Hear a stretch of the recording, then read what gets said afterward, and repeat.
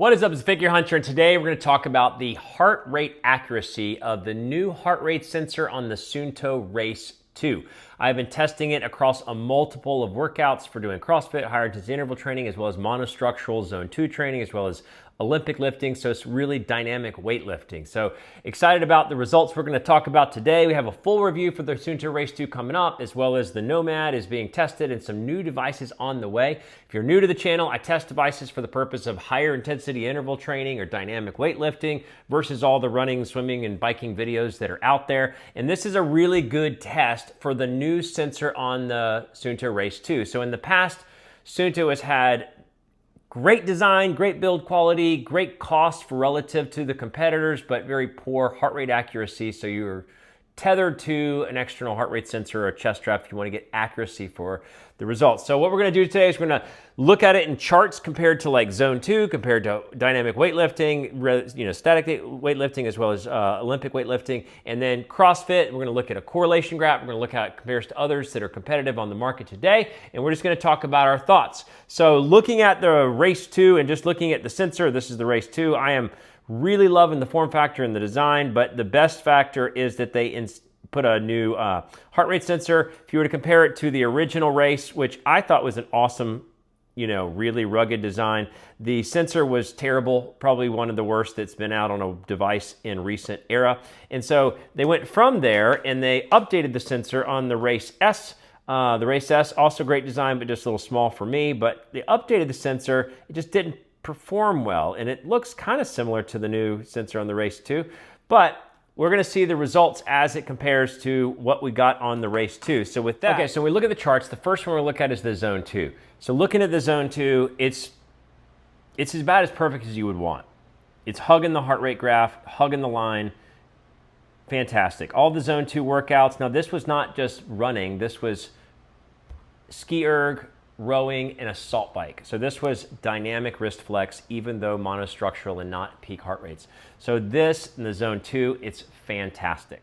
Okay, now we're gonna look at the lifting. So dynamic lifts, whether it's static bench press or deadlift or strict press or headstand push-ups or dynamic lifting like Olympic lifting.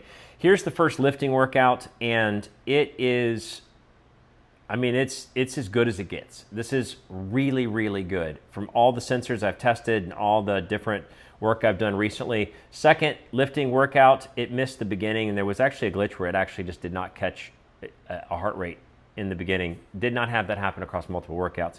Overall, I still think it did really well, especially in this back half. Like, this is really good for keeping up with heavy lifting and dynamic lifting.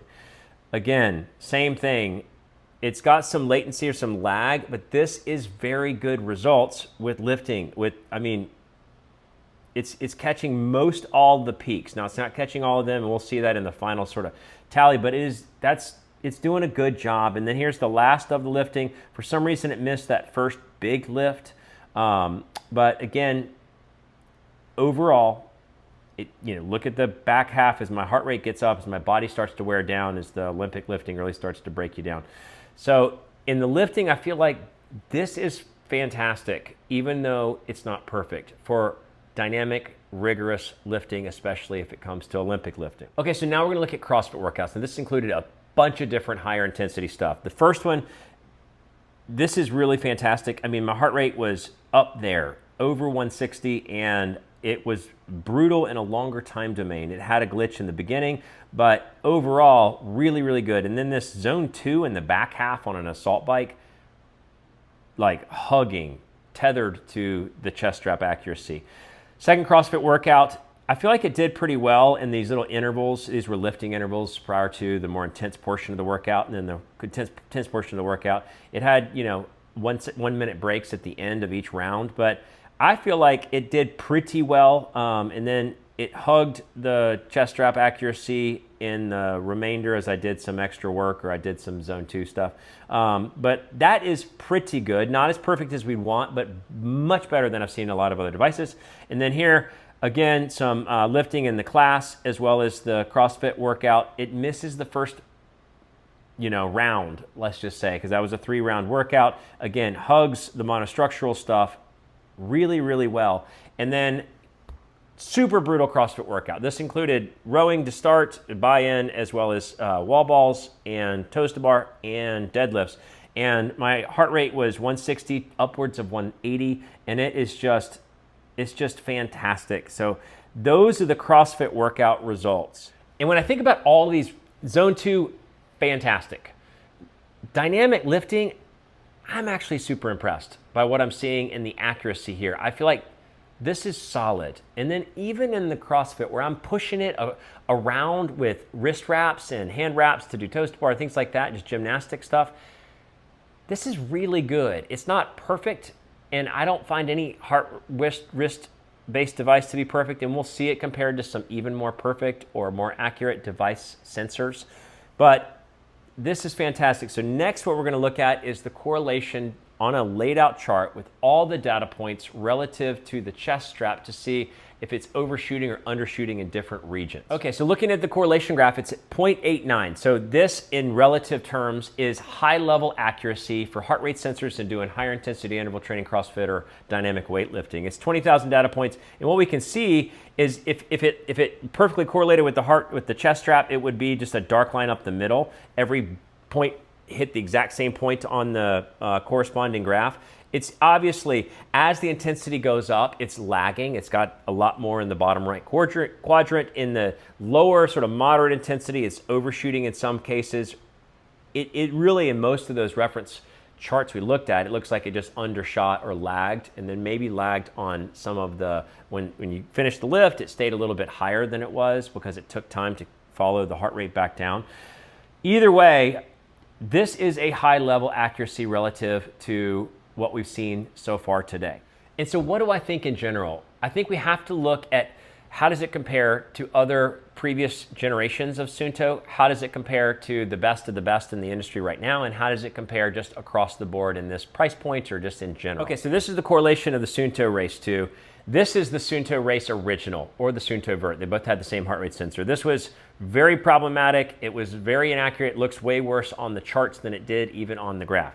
This is the Suunto Race S. I just sort of stopped after a few workouts. It's just all over the place. It was more accurate than the Suunto Race. It did follow more accuracy. I just didn't feel like bothering with like seeing if it was 0.78 or, you know.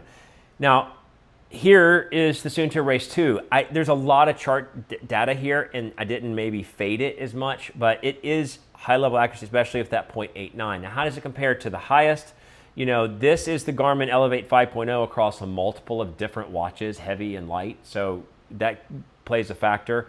So you can see it's really dense. I have had more problems with the Elevate 5.0 on the Garmin watches relative to low-level workouts. Like it's more inaccurate on low-level workouts for me. So that's Elevate 5.0, and then this was a multiple of testing on the Apple Watch Ultra as well as some of the Apple Watch Originals. So it's just labeled Ultra, but this is more testing across a multiple of their most recent sensors, and they are the best.